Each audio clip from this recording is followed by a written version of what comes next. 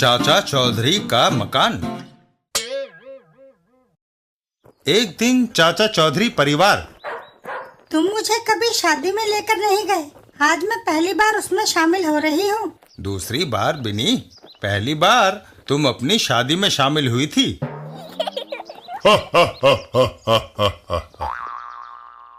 और फिर वह लोग रवाना हो जाते हैं।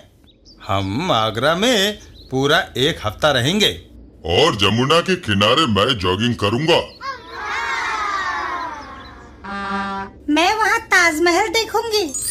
क्यों जी, तुम मेरे लिए वैसी इमारत क्यों नहीं बनवाते? बिनी, क्योंकि मैं तुम्हारा शुभचिंतक हूँ। शाहजहां ने मुमताज बेगम के मरने पर ताजमहल बनवाया था।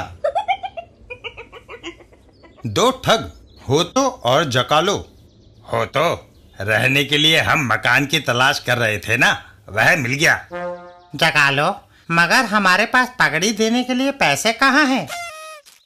उसकी जरूरत नहीं, चाचा चौधरी का मकान खाली है, वह अपने दरवाजे बंद नहीं करता, हम उस पर कब्जा कर लेते हैं। घर के अंदर अब हम बाकी की उम्र यहाँ चैन से बिताएंगे। हम दो के लिए यह काफी है। नाले नाले पंगा। अरे, मेज पर ये कागज कैसे पड़े हैं? हो तो ये बिजली, पानी और टेलीफोन के बिल हैं। मगर इनका भुगतान कौन करेगा? हम करेंगे बेवकूफ। मैं दफ्तर जाकर इन पर से चाचा चौधरी का नाम कटवाकर अपना नाम लिखवा लेता हूँ। यह हमारे मकान मालिक होने का सबूत होंगे। अब कोई कानूनन हमें इस इमारत से निकाल नहीं सकेगा। मैं जाता हूँ। जकालो घर से बाहर निकल जाता है।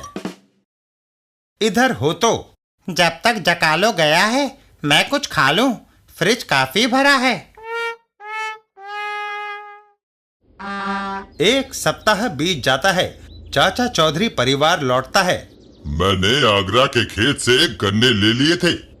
एक लंबी अनुपस्थिति के बाद अपने घर में शांति से बैठेंगे। घर के दरवाजे पर कहाँ घुसे चले आते हो?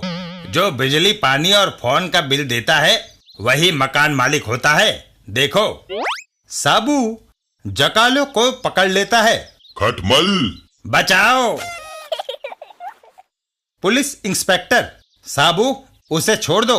अगर दंगा फसाद किया तो मजबूरन मुझे तुम्हें गिरफ्तार करना पड़ेगा।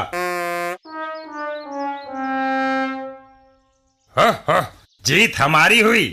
अब हम यहाँ मौज मस्ती करेंगे। इधर चाचा चौधरी परिवार मकान के पीछे जाकर कुछ सोचते हैं। चाचा जी, मुझे गुस्सा आ रहा है।